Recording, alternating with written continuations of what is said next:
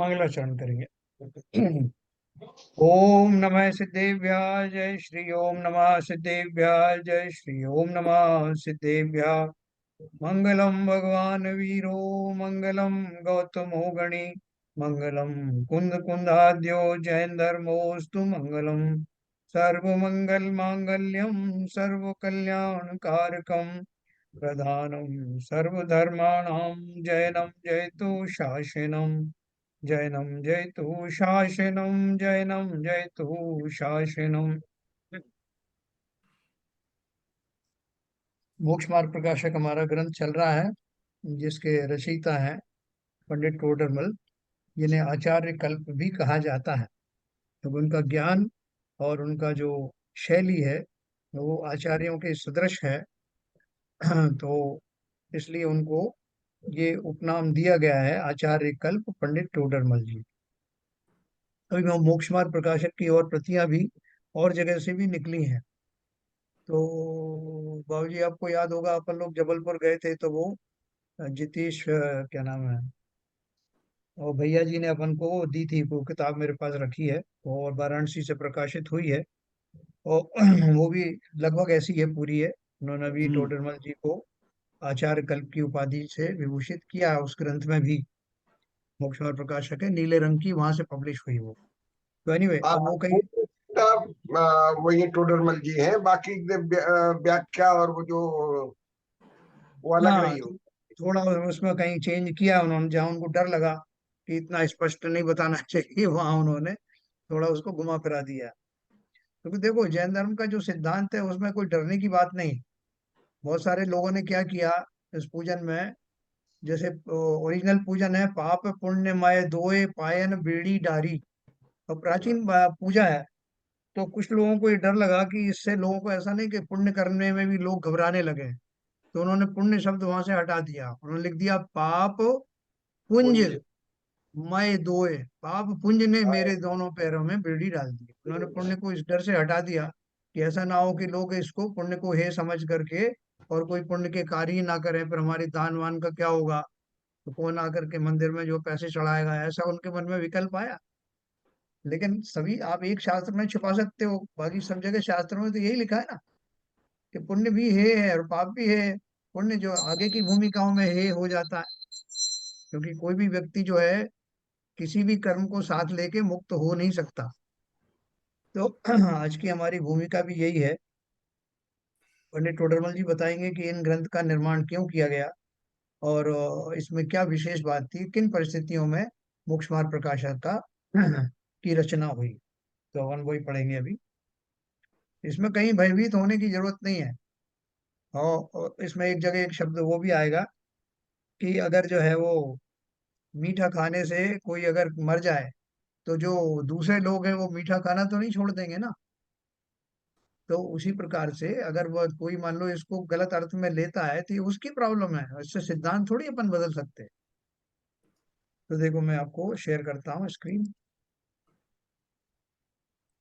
हाँ, ये उसका उन्होंने बैकग्राउंड बताया है कि ये जो ग्रंथ जो है वो कैसे बनाया गया है और किस परिस्थिति में। कल अपन ने पढ़ा था, अब इस भरत क्षेत्र में वर्तमान अवसर्पणी काल है, उसमें 24 तीर्थंकर हुए, जिनमें श्री वर्धमान नामक अंतिम तीर्थंकर देव हुए। उन्होंने केवल ज्ञान विराजमान होकर जीवों को दिव्य ध्वनि द्वारा उपदेश दिया। उसको सुनने का निमित्त पाकर गौतम नामक गणधर ने अगम्य अर्थों को भी जानकर धर्मानुरागवश अंग प्रकीर्णकों की रचना की। फिर वर्धमान स्वामी तो मुक्त हुए। वहां पीछे इस पंचम काल में तीन केवली रहे। या हुए का अर्थ है रहे, तो केवल ज्ञान तो भले ही उनको चतुर्थ काल में हो गया, लेकिन पंचम काल तक वो बने रहे। गौतम सुधर्माचार्य और जम्बू स्वामी। तत्पश्चात काल दोष से केवल ज्ञानी होने का तो अभाव हुआ, परंतु कुछ काल तक द्वादशांग के पाठी श्रुत केवली रहे और फिर उनका भी अभाव हुआ। श्रुत केवली कौन है? जो द्वादशांग वाणी को जानते हैं। फिर कुछ काल तक थोड़े अंगों के पाठी रहे, फिर पीछे उनका भी अभाव हुआ। बाद में क्या हुआ? द्वादशांग के बजाय कोई 6 अंगों के बारे में जानने वाले हुए, 8 अंग के बारे में जानने वाले हुए, है ना, इस तरह हुए। और कुछ पूर्व थे जो 14 पूर्व में से किन्हीं एक या दो पूर्व के ज्ञाता हुए। उन्हीं में से अपन ने देखा ना, एक पूर्व के धारी ने उन्होंने ये षटखंडागम की रचना की, दूसरे पूर्व के कारण जो समयसार आदि की रचना हुई। तो यहाँ उसका बैकग्राउंड उन्होंने बताया। फिर कुछ काल तक थोड़े अंगों के पाठी रहे, फिर पीछे उनका भी अभाव हुआ। तब आचार्य आदिकों के द्वारा उनके अनुसार बनाए गए ग्रंथ तथा अनुसारी ग्रंथों के अनुसार बनाए गए ग्रंथ उनकी ही प्रवृत्ति रही। जो बाद में आचार्यों ने जो ग्रंथ लिखे, जैसे अपन समंत भद्राचार्य जी का रत्नकरण शावकाचार पढ़ते हैं, हाँ, उमा स्वामी के द्वारा रचित जो अपन तत्वार सूत्र आदि पढ़ते हैं, तो ये ग्रंथ आचार्यों ने पाठकों की सुविधा के लिए बनाए, जिनमें वो दिव्य ध्वनि का जो जो प्रवाह से चला आ रहा था उनका सहारा लेकर के, और परंपरा से जो कुछ उनके पास याद रहा वो जिनवाणी के रूप में गूंथा गया। उनमें भी काल दोष से दुष्टों द्वारा कितने ही ग्रंथों की विच्छित्ति हुई तथा महान ग्रंथों का अभ्यास आदि न होने से विच्छित्ति हुई तथा कितने ही महान ग्रंथ पाए जाते हैं। जैसे अपन ने ज्ञानार्णव पढ़ा, अपन ने योग सार वगैरह पढ़ा, है ना? तो ये सारे जो ग्रंथ हैं वो, हमारा जो भाग्य अच्छा है कि वो ग्रंथ आज भी अवेलेबल है। कितने ही महान ग्रंथ पाए जाते हैं, उनका बुद्धि की मंदता के कारण अभ्यास होता नहीं, है ना। अभी जो षटखंडागम की रचना हो गई वो प्रकाशित भी हो गया, अभी बिल्कुल प्रेस से छप करके आ गया, और कई कई जगह पे अभी भी विराजमान है। यहाँ भी अपने वो नीति जी लाई थी एक दिन, तो उन्होंने बोला कि इसको पढ़ना नहीं है, तो इसको पढ़ना जो है वो मुनि लोग ही पढ़ सकते हैं, अपन खाली उसका दर्शन कर सकते हैं। तो वो उसके पीछे उनका लॉजिक कुछ लोगों ने ये दिया है कि भाई उसमें जो सिद्धांत वगैरह दिए हैं वो इतने ज्यादा गूढ़ हैं कि उनको जन साधारण समझ करके भ्रमित हो सकता है। इसलिए उन्होंने बोला कि इनको मुनियों को ही पढ़ने योग्य बताया गया है। कुछ काल पहले समय सार के लिए भी लोगों ने यही कहा था कि समय सार जो है वो मुनियों के ही पढ़ने योग्य है, फिर वो श्रावक पढ़ ही नहीं सकते। फिर उसके बाद में फिर मुश्किल से वो श्रावकों के लिए अलाउ हुआ। तो आज तो सब जगह घर घर समय सार है। तो एनीवे, यहाँ जो बात चल रही है वो ये है कि अगर ग्रंथ कुछ अवेलेबल भी हैं, तो इतने गूढ़ थे, उनकी टीकाएं जो है वो लोगों ने लिखी नहीं हिंदी में, अब तो सब उपलब्ध हैं। वो संस्कृत और प्राकृत में ही पढ़ने योग्य थे, तो वो इसलिए उनका अभ्यास हुआ नहीं। अब तो जो है कालांतर में बहुत जगह जगह जो है जिनवाणी को घर घर की वस्तु बनाए जाने का उपक्रम चल पड़ा, जिसके कारण से हमारे काल में वो सब गूढ़ से गूढ़ ग्रंथ भी उपलब्ध हैं, और पंडित जनों ने उसकी सरल टीकाएं बनाई। जैसे कि दक्षिण में गोमट स्वामी के निकट गोमटगिरी जो है ना, मूल बिद्री नगर में धवल महाधवल जय धवल पाए जाते हैं, परंतु दर्शन मात्र ही हैं, क्योंकि वो इस कंडीशन में नहीं है कि इधर से उधर उनको ट्रांसपोर्ट कर सके। तथा कितने ही ग्रंथ अपनी बुद्धि द्वारा अभ्यास करने योग्य पाए जाते हैं, उनमें भी कुछ ग्रंथों का ही अभ्यास बनता है ना। ऐसे इस निकृष्ट काल में उत्कृष्ट जैन मत का घटना तो हुआ, परंतु इस परंपरा द्वारा अब भी जैन शास्त्रों में सत्य अर्थ का प्रकाशन करने वाले पदों का सद्भाव प्रवर्तमान है। वो पहले के मुकाबले में अभी ग्रंथ जो उतने अवेलेबल भी नहीं है, और उनको पढ़ने वाले भी उतने नहीं है, पढ़ने पढ़ाने वाले, लेकिन बोलते जितने भी हैं वो इतने पर्याप्त हैं, और उनमें वही दिव्य ध्वनि प्रवाह रूप से आ रही है, और इतना उसमें सामर्थ्य अभी भी है कि हम उनके बल पर सम्यक दर्शन प्राप्त कर सकते हैं, साथ में गुण स्थानधारी मुनि भी बन सकते हैं। अब अपनी बात कही उन्होंने, हमने इस काल में यहाँ अब मनुष्य पर्याय प्राप्त की। इसमें हमारे पूर्व संस्कार से व भले होनहार से जैन शास्त्रों के अभ्यास करने का उद्यम हुआ, जिससे व्याकरण न्याय गणित आदि उपयोगी ग्रंथों का किंचित अभ्यास करके टीका सहित समयसार पंचास्तिकाय प्रवचन सार नियम सार गोमट सार लब्धि सार त्रिलोक सार तत्वार सूत्र इत्यादि शास्त्र और क्षपणा सार पुरुषार्थ सिद्ध्युपाय अष्टपाहुड़ आत्मानुशासन आदि शास्त्र और श्रावक मुनि के आचार के प्ररूपक अनेक शास्त्र और सुष्ठु कथा सहित पुराण आदि शास्त्र इत्यादि अनेक शास्त्र हैं। उनमें हमारे बुद्धि अनुसार अभ्यास वर्तता है। उसमें हमें भी किंचित सत्यार्थ पदों का ज्ञान हुआ है। ठीक है। और उन्होंने लिखा, देखो ये सारे जो ग्रंथ इन्होंने यहाँ पे नाम लिखे हैं, ये सब अपने पास भी उपलब्ध हैं।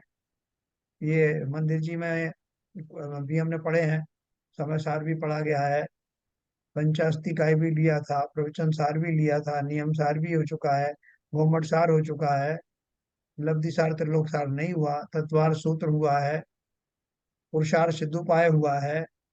ये कुछ ग्रंथ हैं खाली छूटे हुए। तो अभी अपन देखेंगे कि अभी जिस तरह की रुचि हम सबके अंदर जागृत हुई है, उसके हिसाब से अपन ये जो बचे हुए शास्त्र हैं ये भी अपन पढ़ेंगे। इत्यादि अनेक शास्त्र हैं, उनमें हमारे बुद्धि अनुसार अभ्यास वर्तता है। उससे हमें भी किंचित सत्यार्थ पदों का ज्ञान हुआ है।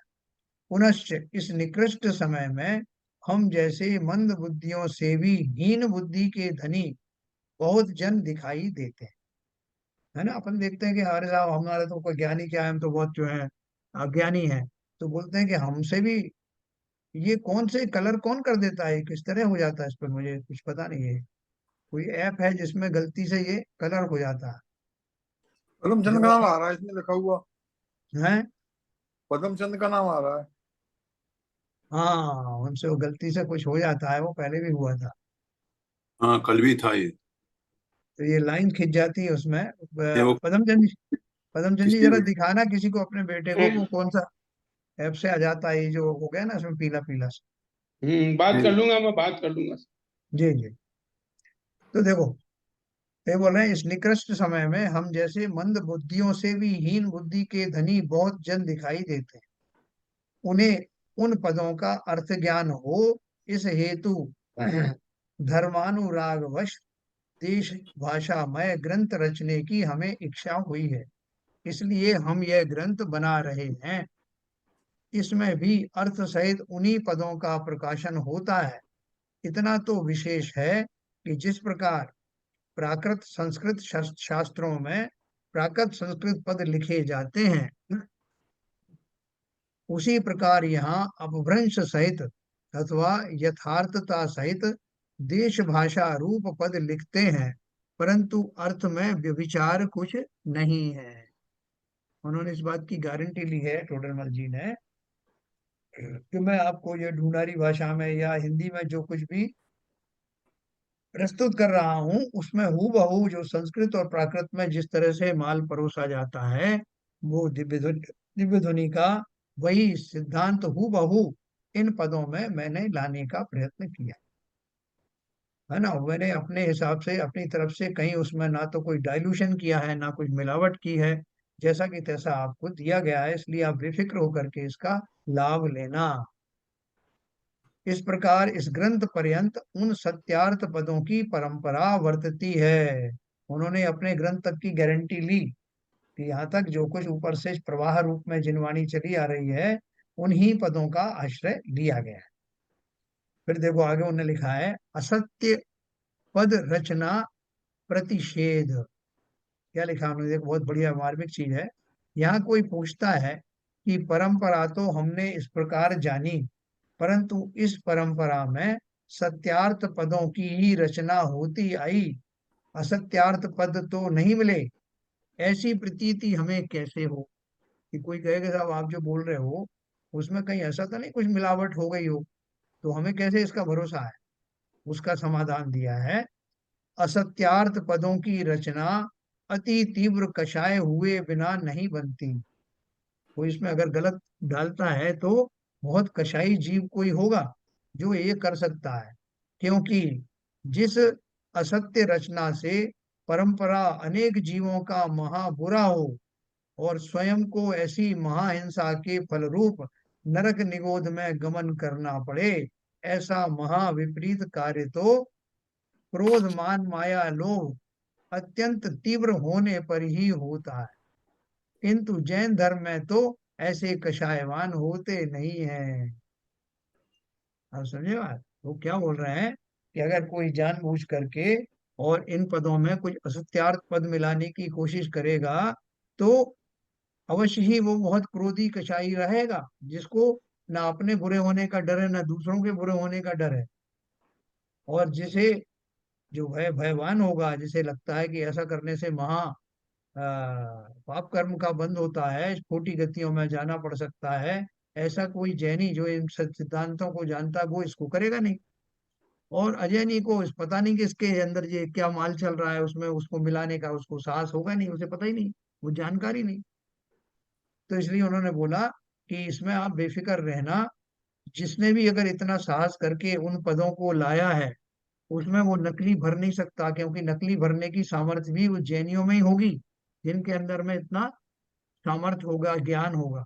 और जैनियों में इतना कषाई कोई हो नहीं सकता कि जो जानबूझ करके अपना बिगाड़ करे, कई कई अपने फल भाव को खोटे करे, ऐसा होगा नहीं।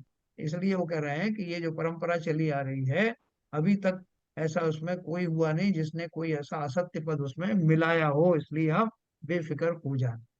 आगे भी उन्होंने एक्सप्लेनेशन दिया है। प्रथम मूल उपदेश दाता तो तीर्थंकर केवली, सो तो सर्वथा मोह के नाश से सर्व कषायों से रहित ही है ना। सबसे पहली बात करी किसकी?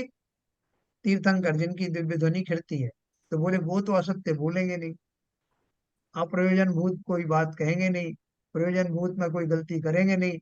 तो इन्हें बोला प्रथम मूल उपदेश दाता तो तीर्थंकर केवली, सो तो सर्वथा मोह के नाश से सर्व कषायों से रहित ही है। फिर ग्रंथकर्ता गणधर तथा आचार्य, वे मोह के मंद उदय से सर्व बाह्याभ्यंतर परिग्रह को त्याग कर महामंद कषाई हुए हैं। जो उनको गूंथते हैं उनको गणधर, वो भी कैसे हैं? गणधर तथा आचार्य वो बाह्य परिग्रह अंतर बाह्य परिग्रह के त्याग होकर के महामंद कषाई हुए हैं।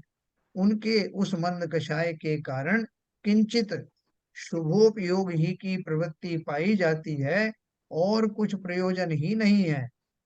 तथा श्रद्धानी, तीसरी कैटेगरी, तथा श्रद्धानी गृहस्थ भी कोई ग्रंथ बनाते हैं, वे भी तीव्र कषाई नहीं होते।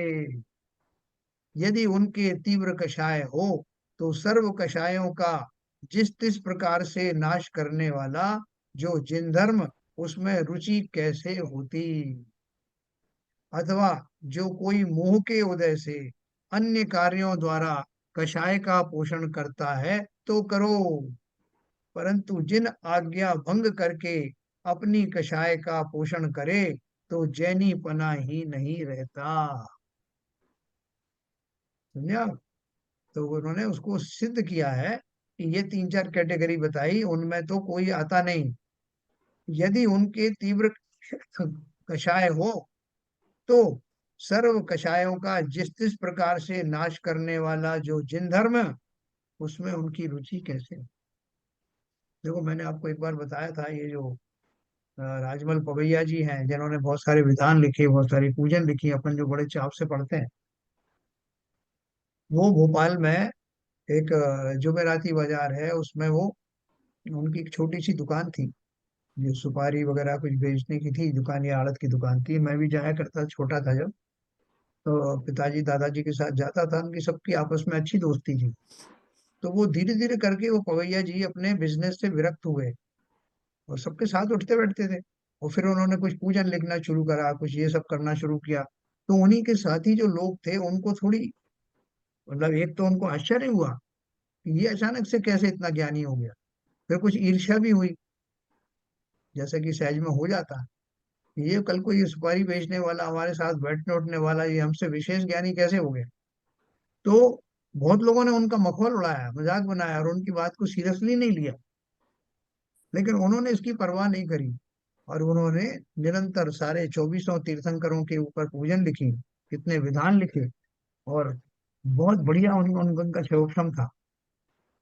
तो वो ऐसे भैया जी, लेकिन वो कहते हैं ना कि लोकल अपने गांव में अपनी जगह पे आदमी उतना पॉपुलर नहीं होता, लोगों को लगता है हमारे बीच का आदमी इतना ज्यादा ऊपर कैसे आ गया। तो ये बोल रहे हैं कि उनके अंदर में धर्म के प्रति तीव्र रुचि थी, इसके कारण वो इतनी सुंदर जो पूजन आदि लिख पाए। उन पूजन में अपन पढ़ेंगे तो उनमें पूरा तत्व ज्ञान भरा हुआ है। आजकल जितने पूजन पढ़ते हैं उनमें वो तत्व ज्ञान भरा हुआ है। बिना ज्ञान के, बिना रुचि के कोई कैसे लिख देगा? तो इसलिए उन्होंने ये सिद्ध किया है कि अगर वो कोई ऐसी गलत चीज डालने वाला होगा तो फिर वो जैन रहेगा नहीं। सर, हाँ, बोलिए। यहाँ पे एक छोटा सा प्रश्न उठता है जी। कि आज के युग में हाँ। जिन लोगों ने प्रकाशन के रूप में अपनी दुकानें खोल रखी हैं ब्रह्मचारियों ने, हाँ। और जो बना रहे हैं उसमें कई चीजें डालते रहते हैं, हाँ। उसको हाँ। इस रूप में देखते हैं। हाँ, जैसे मैंने अभी आपको पाप पुण्यमयी दोहे को उन्होंने बदल करके पाप पुंज कर दिया। आपकी बात सही है। तो देखो, टोडरमल जी ने उनका गारंटी। उन, हाँ। उनका इनका केवल उद्देश्य पैसा कमाना है, हाँ। और वो विधान विधान भी आगे कराते हैं तो हाँ। उसमें उनका उद्देश्य केवल उपयोगिता नहीं रहती है, हाँ। केवल हाँ। केवल पैसे में ही रहती है। एक वो और रहती, फिर दूसरा जैसे जो मैंने उदाहरण दिया उससे भी लगता है कि उनको सिद्धांत से कुछ लेना देना नहीं, यस, उनको वो अपने अनुसार अनुसार समझाना है बस। वही तो मैं कह रहा हूँ। सही तो बात है। ऐसी ऐसी कलयुग की परिस्थितियां भी हमारे सामने अवेलेबल हैं, बिल्कुल मगर बिल्कुल। हमारा तो अनुरोध ऐसे ही है, अब हमारा विवेक उपयोग करके हाँ। ऐसे लोगों से दूर ही रखें तो अच्छा है, समाज को उनके सामने एक्सपोज न करें तो अच्छा है। हाँ। लेकिन वो श्री साहब, लोगों को वैसे ही लच्छेदार बात करने वाले पंडित पसंद हैं, जो अच्छा। खुशामद करें, लोगों की तारीफ करें, बीच बीच में खूब वाहवाही करें, राजू भैया, मुकेश हाँ। भैया आ जाओ आप, तो वो ही अच्छे लगते हैं उनको। तो वो तो समाज में जैसे लोग हैं वैसे ही निकल के आ रहे हैं पुजारी जी। सही बात है। लेकिन ये सबसे जो है उनका पॉजिटिव एटीट्यूड ही जाहिर होता है, बाकी तो ठीक है जैसा भी है, समाज तो समाज ही है, संगतियां हो सकती हैं, लेकिन उनका अपना एटीट्यूड बहुत पॉजिटिव है, किसका? इनका टोडरमल जी का। नहीं, हाँ, नहीं, टोटल टोडरमल की जी बात की नहीं बात हो नहीं रही कर है। रहे, टोडरमल जी की बात नहीं कर रहे। तो बात ये चल रही है कि जो जैसे टोडरमल जी ने सिद्ध करने की कोशिश की है कि जिसको धर्म के प्रति जरा भी श्रद्धा होगी वो उन पदों में कोई सुधार उलटफेर नहीं करेगा, असत्य पद उसके अंदर नहीं डालेगा। तो उसमें उन्होंने पूरा बताया कि तीर्थंकर जहाँ से दिनवाणी चली वो तो होंगे ही नहीं, आचार्य आदि भी नहीं होंगे, श्रावक आदि जो है वो भी जो अगर इस योग्य हैं, पंडित आदि हैं तो वो भी अगर रुचिवान है जैन सिद्धांतों में तो वो भी ऐसे खोटे काम करेंगे नहीं। और अगर कोई खोटा काम इस तरह करता हुआ पाया गया कि वो सत्य पदार्थ पदों में असत्य पदों को मिलाने वाला हुआ तो उसको जैनी पना ही नहीं रहा, ये मान के चलना। हाँ, तो ये उनकी सरलता है ना। आज तक के इस तरह के आजकल के जो आडंबर रहते हैं ना लोगों को, हाँ। वो हाँ। हाँ। आडंबर नहीं है उनमें। हाँ। नहीं, वही आरपी जैन साहब, उसी को हाँ। उसके ऊपर मेरा कोई ऑब्जर्वेशन नहीं है। हाँ। मैंने पहले ही सेंटेंस में कहा कि जिन जिन लोगों ने आज अपनी प्रकाशन की दुकानें खोल रखी है, कॉमर्शियल बना हाँ। रखा है, हाँ। और उनके हाँ। उनके उसमें कहना चाहिए हिप्नोटिज्म में हम समाज के लोग आके और क्या कहते हैं विकृत होते हैं धर्म धर्म अनुष्ठान कराने के समय, तो बजाय हमको धर्म लाभ मिलके के हमें पाप का ही भागी बनना पड़ता है। बिल्कुल बिल्कुल अभी सही। देखो, हम, मैं, बाबूजी और ये मामा जी, हम लोग सब गए थे, जबलपुर गए थे एक जी भैया जी, जी के यहाँ। बिल्कुल हमने तो देखा था फैक्ट्री उनकी। हाँ, तो उन्होंने जितनी पुस्तकें यहाँ हमारे यहाँ भेजी, थोक के भाव कहीं कहीं भेजते रहते हैं और उसका चार्ज भी करते हैं, उसमें कोई एडिटिंग नहीं की, इतनी इतनी अशुद्धियां हैं कि उसके सिद्धांत ही उल्टे हो गए। जैसे दस लक्षण पूजन में उसमें पंचेंद्रिय मन वश करो की जगह माँ हट गया, तो उसमें लगा पंचेंद्रिय ना वश करो, और लोग उसी को पढ़ने लगे। फिर हमने उन्हें टोका, बोले साहब इसमें लिखा हुआ है, कोई गलत थोड़ी लिखा होगा। वो अपने दिमाग भी नहीं लगा रहे। बाबूजी ने कहा थोड़ा सोचो तो सही, ये लिखा है उसका विवेक भी तो लगाओ, ये गलत हो सकता है, ये सब इसमें लिखा है तो सही हुआ। तो लोग भ्रमित हो जाते हैं, उनके ऊपर कितना बुरा होता है, यही ऊपर लिखा है टोडरमल जी ने। इसलिए उन जीवों को, और जैन है जिन्होंने बना बना के बेच रहे हैं किताबें, तो अरे, उनका कितना नाम नुकसान। के सामने ब्रह्मचारी लगाया हुआ है भाई। हाँ। अब नहीं आप तो जी देखिए, वो इससे स्तुति बचना को चाहिए ना। इसे हाँ। स्टार्ट करते हैं सर। आप है? तो याद है आपको क्या वो चीज? स्तुति शब्द लिखने में जो है इसे स्टार्ट करते हैं वो। आप सोच लीजिए। हाँ हाँ हाँ हाँ हाँ हाँ। स्थापना को ई से लिखते हैं, इसी स्थापना। हाँ, तो आप देख लीजिए कहाँ। नहीं, हमने उनको पूछा था तो बोले साहब ऐसा है कि जो लोग हैं उच्चारण तो ऐसे ही करते हैं, तो हमने वो उनकी भाषा में लिख दिया जैसा उच्चारण होता है। हाँ हाँ, एक्सेक्टली। वो एनीवे, मतलब अंग्रेजी में हिंदी लिखते हैं।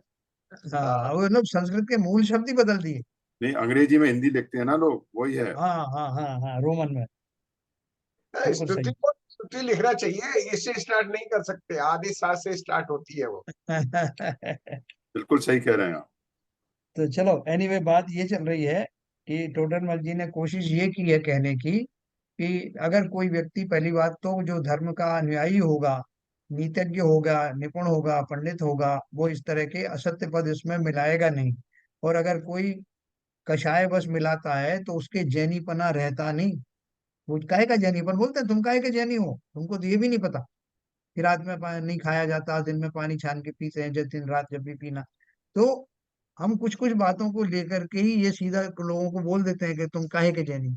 यही वो कह रहे हैं। अगर कोई इस तरह का साहस करता है, दुस्साहस करता है, तो उसका जैनीपना ही चला जाता है। और इतने सरल हृदय हैं कि उनको लगता ही नहीं कि ऐसा कोई करता होगा। जिस काल में उन्होंने ये लिखी, जैसे लिखा ना कि इस ग्रंथ के लिखने तक तो, हाँ ऊपर लिखा है ना कहीं, देखो कुछ प्रयोजन है नहीं, अपने ग्रंथ की प्रामाणिकता उन्होंने ऊपर बताई।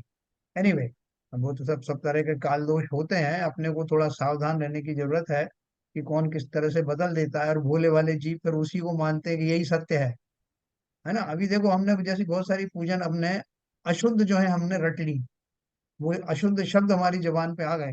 अब कोई शुद्ध शब्दों वाला कोई ग्रंथ से उनके सामने आए, कंपाइलेशन सामने आए, तो वो उसको मानेंगे नहीं, अरे साहब इसमें तो गलत लिखा है, हमने हमें तो ये याद है। अरे हमने अशुद्ध ज्ञान अगर याद कर लिया तो हम उसे सुधारेंगे नहीं। उन्हें नहीं साहब, वो जो पहले लिखा था वही सही था। तो इसलिए जगत के जीव इतने भोले हैं, और इसलिए टोडरमल जी ने इसका जो जो अभी विवरण दे रहे हैं कि मैंने ये शास्त्र क्यों लिखा, उसके लिए उन्होंने लिखा है कि संसार में बहुत जीव ऐसे हैं जो हमसे भी मंद ज्ञान के धारी हैं। इसलिए उनकी सुविधा के लिए मेरे मन में ऐसा विकल्प आया और मैंने ये ढूंढारी भाषा में एक ग्रंथ लिखा। लेकिन उसमें माल में कहीं कमी नहीं है। जो संस्कृत और प्राकृत के जो ग्रंथ हैं उनमें जो माल भरा हुआ है, मैंने इनको प्रस्तुत करने का लगभग वही बीड़ा उठाया और उसमें सफल भी हुए। तो देखो आगे अपन चलेंगे। इस प्रकार जिन धर्म में ऐसा तीव्र कषाई कोई नहीं होता जो असत्य पदों की रचना करके पर का और अपना पर्याय पर्याय में बुरा करे। तो ये मान के चलना, अगर किसी ने किया है तो वास्तव में उसको, वो घोर अज्ञानी है, कषाई है, वो ही कर सकता है। प्रश्न है, यदि कोई जैनाभास तीव्र कषाई होकर, अभी देखो ये जो मैंने आपको बताया ना, जो पूजन का मैंने आपको सटीक उदाहरण दिया मैंने, जिसमें पाप पुण्य पाप पुण्य माय दोष पायन बेड़ी डारी, तन काराग्रह माई मोहि दियो दुख भारी। और भी बहुत सारी जगह ऐसा लिखा है। तो हमारे गांव में अब जब वो एक वेदी प्रतिष्ठा का फंक्शन हुआ था, उसमें एक दो भैया जी आए, तो मैंने उनको बोला, तो बोले अरे साहब वो जो निश्चयवासी वालों ने वो उसको ग्रंथों का वो शब्द बदल दिए हैं। मैंने कहा क्या बदल दिए हैं? तो बोले देखो उन्होंने लिख दिया कि पुण्य पाप पुण्यमय दो है। तो मैंने कहा ये आपके पास पुरानी जिनवाणी में दिखा रहा हूँ, ये कितने साल पुरानी है? कम से कम 80 साल पुरानी। तो किसने बदल दिया? बदला तो अभी गया जिन जिन ने बदला है। और वो कौन लोग हैं? तो अपन बदलने वाले हैं, लोग हैं, और वो आक्षेप लगा रहे हैं पुराने लोगों को।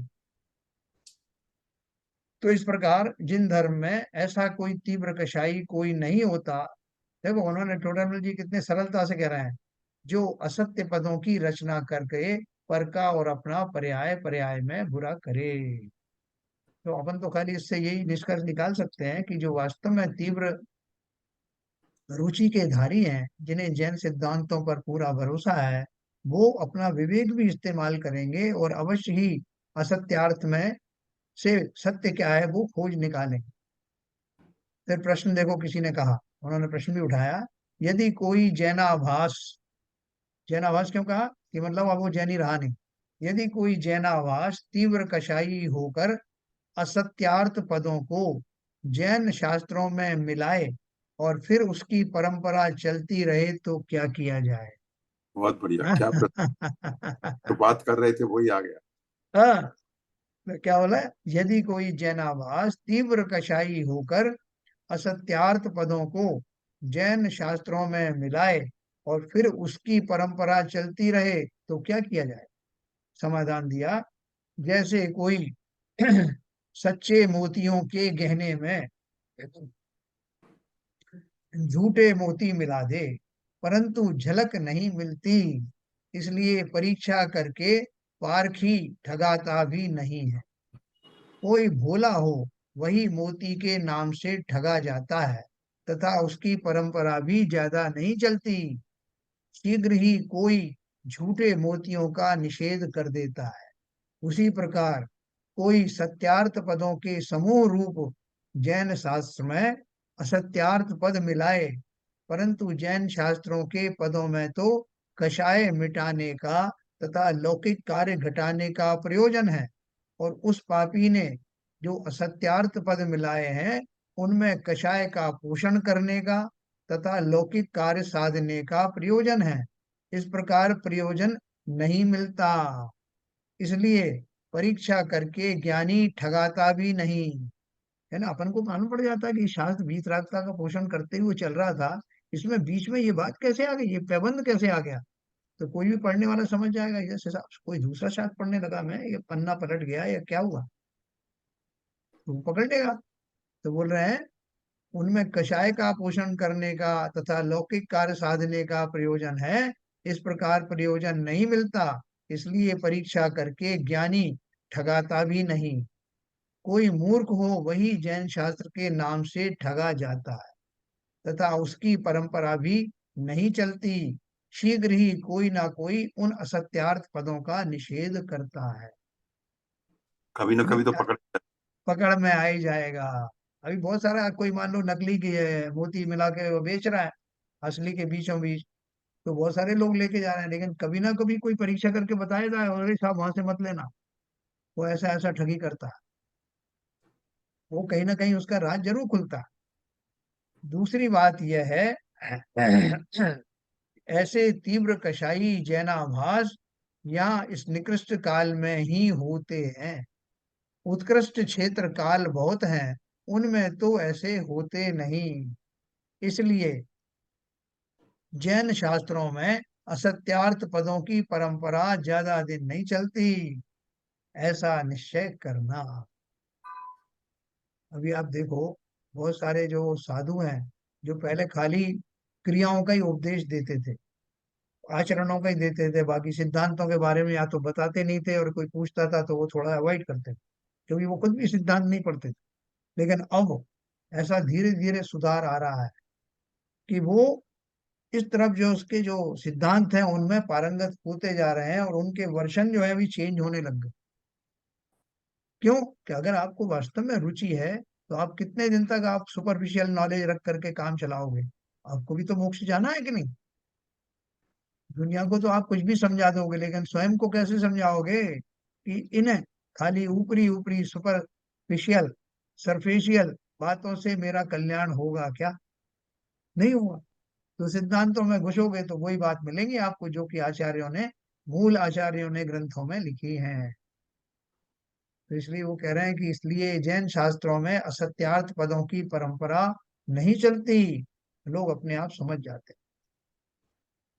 धीरे धीरे करके लोगों के वर्षन बदलने लगे। तो देखो आगे चलता है, पुनश्च वह कहे कि कषायों से तो असत्यार्थ पद न मिलाए, परंतु ग्रंथ करने वालों को क्षयोपशम ज्ञान है, इसलिए कोई अन्यथा अर्थ भाषित हो उससे असत्यार्थ पद मिलाए, उसकी तो परंपरा चले। तो क्या बोल रहे हैं कि किसी ने क्वेश्चन किया कि भैया हो सकता है कि उसने जानबूझ करके अपने कषाय में आकर के असत्यार्थ असत्य पद ना मिलाए हों, लेकिन ज्ञान का क्षयोपशम तो इतना ज्यादा है नहीं। हम सबको ज्ञान कितना है? क्षयोपशम ज्ञान है। क्षयोपशम ज्ञान में वो जो सोच रहा है उसकी बजाय उसने कुछ और लिख दिया अर्थ, तो वो बाकी लोगों को तो वही सही लगने लगेगा। लेकिन ना, इसलिए कोई अन्यथा अर्थ भाषित हो उससे असत्यार्थ पद मिलाए, उसने कुछ वो खुद ही कंफ्यूज हो गया। और उसने उसमें ऐसे पद डाल दिए कि जिनका अर्थ सही नहीं, और उसकी परंपरा चल जाए तो क्या करें, है ना। तो उन्होंने उसका समाधान दिया।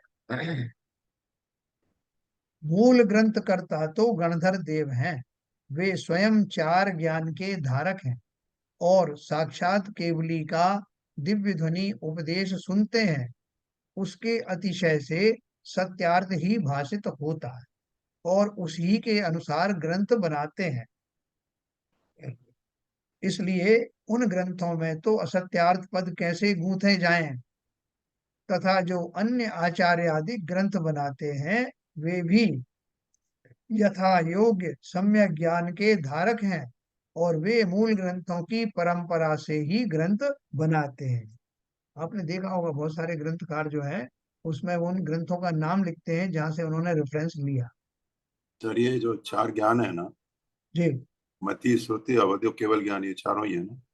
मन, हाँ, पांच ज्ञान होते हैं, मति श्रुति अवधि मनः पर्याय मने पड़े और और केवल ज्ञान, पांच चार ही दिए हैं यहाँ। है। गणधर हाँ, के स्वयं चार ज्ञान के धारक है, चार दिए। चार ज्ञान के द्वारा, सिर्फ केवल ज्ञान छोड़ के मनः पर्याय ज्ञान भी इनको होता ही है। ठीक है। नहीं तो तो उनको तो केवल हाँ, ज्ञान हो गया था ग्रंथ लिखने से। केवल ज्ञान बाद बाद में होता ना केवल ज्ञान। क्या है?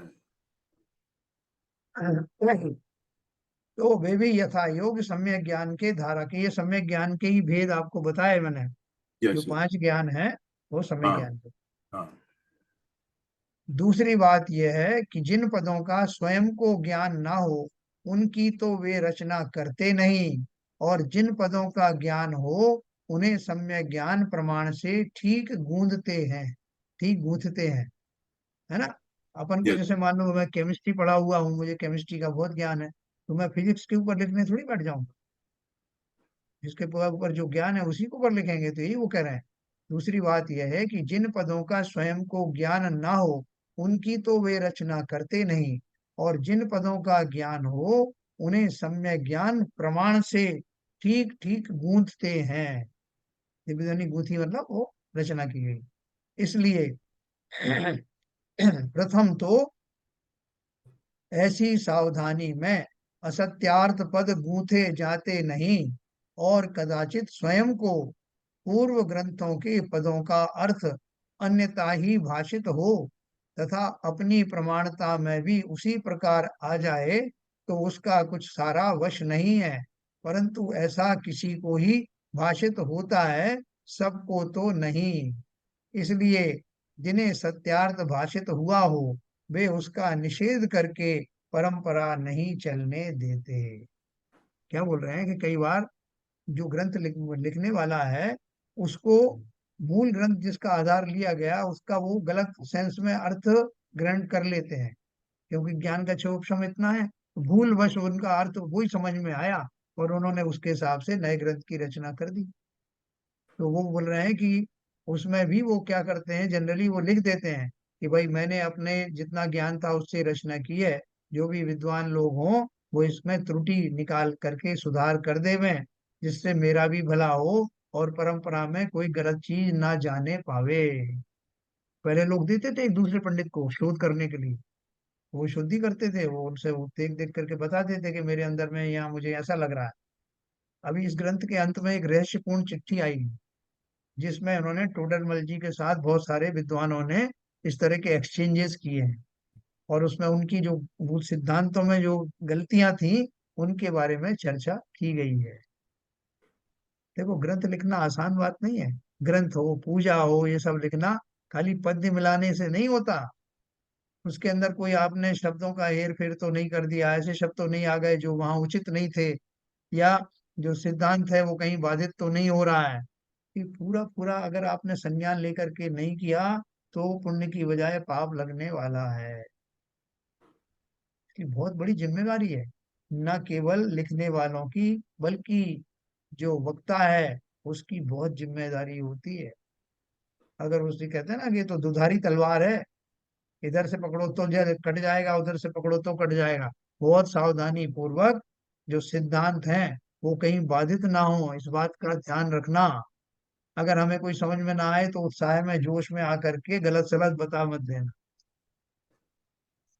जब भी हमारा भाव बने, तो नहीं पता है तो भाई पूछ के बताएंगे, या जो हमसे ज्यादा जानते हैं उनसे पूछा जाएगा। उसमें कोई आ, ऐसा नीचा देखने वाली बात नहीं है कि वो एक लोग क्या समझेंगे, बिल्कुल नहीं।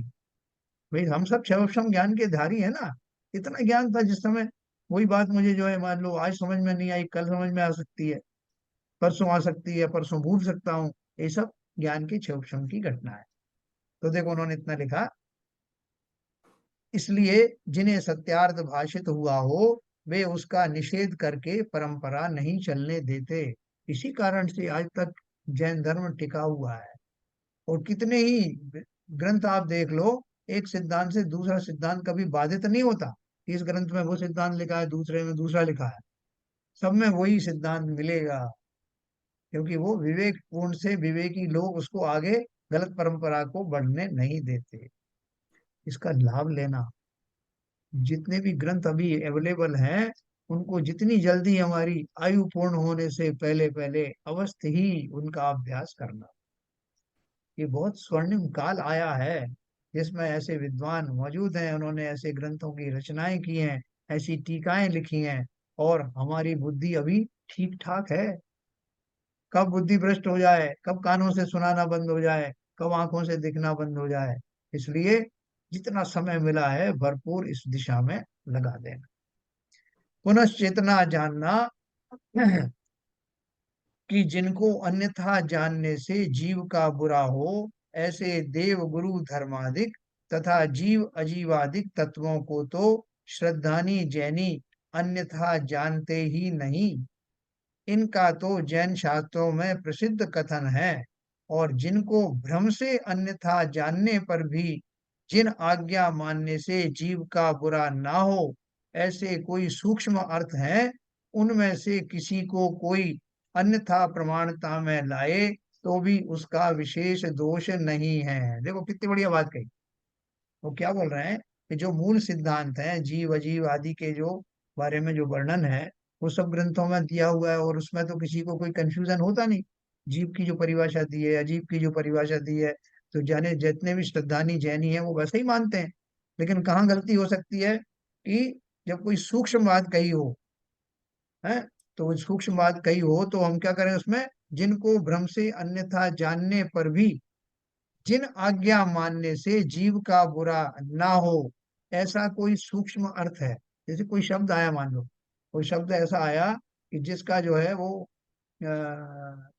सड़क, उन्होंने एक शब्द बताया मार्ग, तो मार्ग को किसी ने सड़क मान लिया, किसी ने धर्म के बारे में बताया कि नहीं ये धर्म के आचरण के बारे में वो बात हो रही, कोई बोला नहीं नहीं साहब वो सड़क की बात हो रही है। तो उन दोनों शब्दों में से जो भी आपके समझ में आए, और आपको वो सूक्ष्म बात है आपको नहीं आ रहा, लेकिन आप ये मान के चल रहे हैं कि भैया जिनेंद्र भगवान के जो उसमें वचन आए वो सही हैं, और अगर वो वीतरागता का पोषण करते हैं, तो अर्थ आपका थोड़ा बहुत ऊंचा नीचा भी हो जाए तब भी कोई हर्ज नहीं। ठीक है ना। तो उसमें बोल रहे हैं कि मूल मूल सिद्धांत की बात तो अपन भी समझते ही है श्रद्धांत, और कहीं सूक्ष्म समझने में कुछ ऊंच नीच भी हो जाए, तो अगर वो जिनेंद्र भगवान की ग्रंथों में लिखा है हमारे समझ में नहीं आए तो ऐसे ही होगा। हम लोगों ने गोमट साहब ग्रंथ पढ़े वहाँ मंदिर में बैठ करके, तो उनमें से पहली बार में कुछ समझ में आया, कुछ नहीं समझ में आया। तो जो नहीं समझ में आया तो हमने मान लिया कि भाई हमारे समझ में नहीं आ रहा, लेकिन जो लिखा है वो तो सही लिखा होगा। ऐसा विश्वास बनाए रखना ये उनका कहने का अर्थ है। और ऐसा मान लेने में कि ऊपर से नीचे तक प्रयोजनभूत बातें चल रही, तो बीच में कोई गलत माल तो आएगा नहीं, हमारी समझ में नहीं आ रहा वो अलग बात। और मैं तो जिनेंद्र देव की आज्ञा को मानता हूँ, जो उन्होंने सिद्धांत बनाए उन पर श्रद्धान करता हूँ। शास्त्रों में जहां जहां वीतरागता के का वातावरण बात कही गई है, शब्द कुछ भी हो सकते हैं, उन पर मुझे विश्वास है।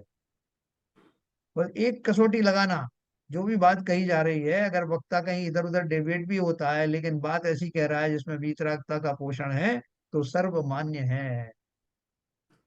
कहीं राग की बात तो नहीं कर रहा है, बस इतना ध्यान रखो। तो ऐसा कोई सूक्ष्म अर्थ है उनमें से किसी को कोई अन्यथा प्रमाणता में लाए तो भी उसका विशेष दोष नहीं है। वही गोमट सार में कहा है। मैं 2 मिनट में समाप्त करूंगा। गोमट सार में क्या कहा, सम्मा इट्ठी जीवो उविठम पैणम तु सद्दहदी सद्दहदी यशभावम अजानमानो गुरुण योगा, गाथा 27 नंबर की जीव कांड में। इसका अर्थ क्या दिया है? सम्यक दृष्टि जीव उपदेशित सत्य वचन का श्रद्धान करता है और अजान मान गुरु के नियोग से असत्य का भी श्रद्धान करता है, ऐसा कहा है ना। वो क्या बोल रहे हैं कि वो सम्यक दृष्टि जीव है अगर वो, तो वो जो उपदेशित तत्व है उसका श्रद्धान करता है, और अगर गलती से गुरु ने कुछ कह दिया और वो गलत भी हुआ तब भी वो श्रद्धान कर लेता है। तो उसका उन्होंने एक्सप्लेनेशन दिया नीचे। पुनश्च हमें भी विशेष ज्ञान नहीं है, अपनी बात कर रहे हैं टोडरमल जी। हमें भी विशेष ज्ञान नहीं है और जिन आज्ञा भंग करने का बहुत भय है, परंतु इसी विचार के बल से ग्रंथ करने का साहस करते हैं। इसलिए इस ग्रंथ में जैसा पूर्व ग्रंथों में वर्णन है वैसा ही वर्णन हम करेंगे, अथवा कहीं पूर्व ग्रंथों में सामान्य गूढ़ वर्णन था उसका विशेष प्रकट करके वर्णन यहाँ करेंगे। वो बोल रहे हैं कि मैं क्या करने की कोशिश कर रहा हूँ कि कहीं कोई ऐसा गूढ़ अर्थ वाले जो शब्द आए हैं उनको सिंप्लीफाई करने की कोशिश मैंने इस ग्रंथ में की है। सो इस प्रकार वर्णन करने में मैं तो बहुत सावधानी रखूंगा ही। सावधानी करने पर भी कहीं सूक्ष्म अर्थ का अन्यथा वर्णन हो जाए तो विशेष बुद्धिमान हो वे उसे संवार कर शुद्ध करें, ऐसी मेरी प्रार्थना है। देखो जो वास्तव में ज्ञानी होते हैं वो विनयवान भी बहुत होते हैं, कोई ईगो नहीं है उनकी। कह रहा था मैंने लिखा आप कैसे उसको शुद्ध कर सकते हो? बोले भैया मैं भी सूक्ष्म ज्ञान का धारी हूँ, हो सकता है मुझसे कोई गलती हो गई हो, तो विद्वानों को यथा योग्य उसको ठीक करना चाहिए। इस प्रकार शास्त्र करने का निश्चय किया है? अब यहाँ कैसे शास्त्र वांचने सुनने योग्य हैं तथा उन शास्त्रों के वक्ता श्रोता कैसे होना चाहिए उसका वर्णन कल करें।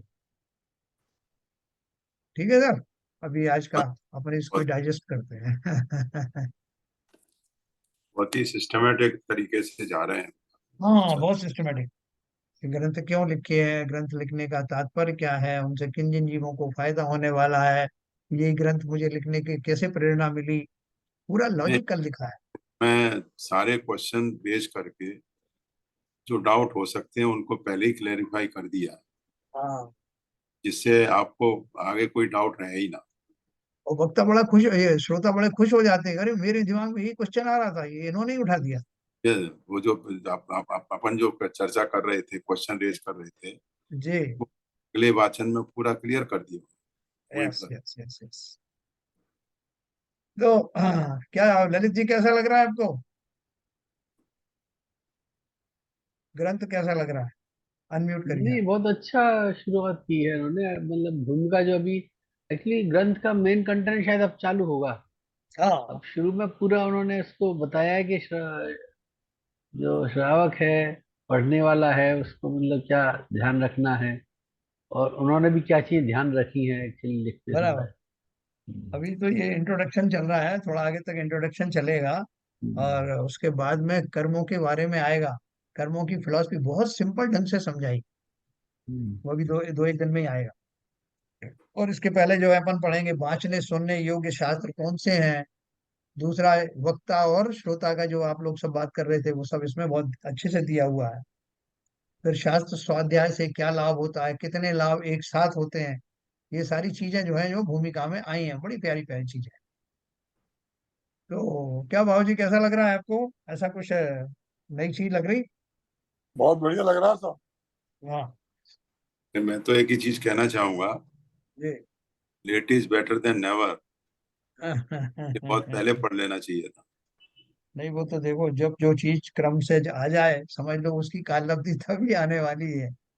और वही हमारे लिए, अब चूंकि हम लोगों ने इतनी चीजें पढ़ ली है ना, तो अभी हमको ये बातें बहुत सिंपल और अच्छी लगने लगी। नहीं तो वैसे भी ये जो बातें कही हैं, ये अगर तो हमने ज्ञानानंद और पुरुषार्थ सिद्धि उपाय जैसे ग्रंथ पढ़े हैं, हाँ, उससे पहले भी पढ़ते तो कोई ऐसा कठिन चीज नहीं है जो इसमें अभी आ रही है। कोई बात नहीं, जब जिसका समय आना होता है वो चीज तभी घटित होती वो तो बात है सही है, ना। वही लेट हाँ इज बेटर देन नेवर। हाँ तो और किसी को कुछ इस पे कमेंट करना है भाई, इस ग्रंथ के बारे में कैसा उनको लग रहा है? विपुल जी। नहीं सर, बहुत अच्छा है, बहुत सिंपल है। और जो जिज्ञासाएं एक आम श्रावक के मन में आती हैं उनको काफी अच्छे से, बहुत सरलता से समाधान किया है। और अभी कम से कम इतना दिनों से हम स्वाध्याय कर रहे हैं आपके साथ, तो इतना तो विवेक है कि हम खुद भी थोड़ा बहुत समझ सकते हैं कि ये बिल्कुल सही ही है और शास्त्रानुसार ही है, तो उसमें कुछ भी अभी मतलब संशय नहीं होता। तो बहुत अच्छा लग रहा है। बहुत बढ़िया। हाँ शैलन जी।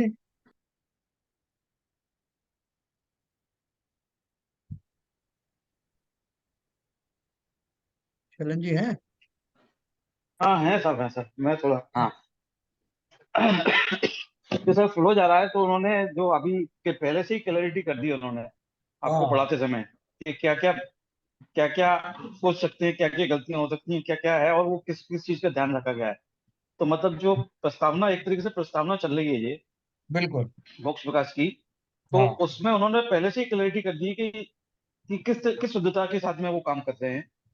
तो आपको मतलब निश्चिंत होकर आप आगे बढ़ते जाइए, बहुत ऐसा बढ़िया। मेरे को लगता है। बिल्कुल सही है। क्या पदमचंद जी ठीक लग रही भाषा वगैरह, सब समझ में आ रही? बिल्कुल यार, ये सब समझ में आ रही है सब। चलो बहुत बिल्कुल, बढ़िया। ये तो बहुत ही इजी है। मतलब पौष मास प्रकाशक जो है, वो लग रहा हाँ था कि बहुत बहुत क्रिटिकल है, लेकिन हाँ अभी तक आपने जो पढ़ा है उससे हाँ। लग रहा है कि बिल्कुल ये बिल्कुल सरल भाषा में उन्होंने समझा है। नहीं बहुत सरल है, आप देखना आगे आगे जैसे जैसे ग्रंथ हाँ आगे हाँ। बढ़ेगा आपको हम्म। बहुत आनंद आने वाला है, और बहुत सारे ठीक है प्रश्न सर, हमारे हाँ एड्रेस होंगे। अपने आप ही एड्रेस कर रहे हैं, वो खुद ही कर रहे सही बात कही आपने। संजय प्रकाश जी आपको कोई दिक्कत तो नहीं आ रही भाई? नहीं सर, अभी तक समझ में बिल्कुल आ रहा है सर। जैसे हाँ प्रस्तावना उन्होंने दिया, सब कुछ किया कि पूरी हाँ श्रद्धा के साथ अब इसको पढ़ें, इसमें कहीं संशय वाली बात ही नहीं है। हाँ और जैसे भी आपने इससे पहले समझाया, तो पहले वाले ग्रंथों से पढ़ने से थोड़ा सा तो मतलब समझ में आना इजी हुआ है। हाँ। थोड़ी सी अपनी बुद्धि तेज हो हुई है, समझ में अब आता है। मतलब ऐसा नहीं कि अब समझ में नहीं आता है। बिल्कुल सही पहले पहले कितने क्लियर हुआ, फिर आप इतनी सरल भाषा में कर देते हैं उसको, बात। दिक्कत अभी बिल्कुल नहीं अभी है। देखो, चूंकि मैंने पढ़ा हुआ है ग्रंथ और भी कुछ लोगों ने पढ़ा होगा, तो हमें मालूम आगे आगे जो है माल जो है कैसा आने वाला। बहुत बहुत आपको एंजॉयमेंट भी मिलेगा, बहुत प्रैक्टिकल प्रॉब्लम्स को उन्होंने प्रश्न उठा उठा करके उसका जो है समाधान किया है। जो हम आए दिन अपन एक दूसरे से चर्चा करते हैं, तो वो सारा उन्होंने कर्म सिद्धांत कैसे काम करता है, वो कर्मों को कैसे पता रहता है कि अब क्या करना है, ऐसे प्रश्न उठाए। तो अपन कल इसके बारे में और अच्छे विस्तार से पढ़ेंगे। अब जो कल परसों से एक्चुअल में ग्रंथ का वो शुरू होगा, उसके पहले बांचने सुनने योग्य शास्त्र आएंगे कल। वक्ता का स्वरूप आएगा, श्रोता का स्वरूप आएगा, जो बहुत ही उत्कृष्ट है। तो अपन सब इसका रसास्वादन करेंगे, और देखते हैं फिर आगे उसमें कि आपके जो प्रश्न है वो प्रश्न ज्यादातर तो उन्होंने एड्रेस कर दिए हैं, फिर भी कुछ आएंगे तो अपन उनको बात करेंगे। हरकिशन साहब जा रहे हैं, मगर वहां से जुड़ जाना भाई, छोड़ना मत इसको। अब जा रहे हैं आरपी जैन साहब कल कल ही तो सवेरे। निकलेंगे। हैं? कल सवेरे सवेरे। वाली गाड़ी, सवेरे कल वाली गाड़ी से चले जाए। वो गाड़ी तो दोपहर को है, लेकिन घर को है। ठीक है, घर से निकलेंगे तभी वो गाड़ी में बैठना शुरू हो जाता है सर। हाँ हाँ हाँ बिल्कुल। हाँ हाँ। तो करीब तो 8 साढ़े 8 बजे तक निकल जाएंगे यहाँ से। चलो, बहुत बहुत कोस्टा की 8 8 8 साढ़े 8। आपकी यात्रा सबको, आपका प्रवास बिल्कुल सफल बिल्कुल। और लेकिन वो वहां पे काम करेंगे सब, ऐसा कुछ व्यवधान आने नहीं देंगे, ऐसा तो नहीं आपका नहीं, जो है बिल्कुल तो नहीं आएगा। वो तो नहीं आएगा, मगर आपको व्यवधान नहीं होना चाहिए, हाँ नहीं यही भावना है। नहीं। क्योंकि वहां पे और कोई काम भी नहीं है हमारे पास।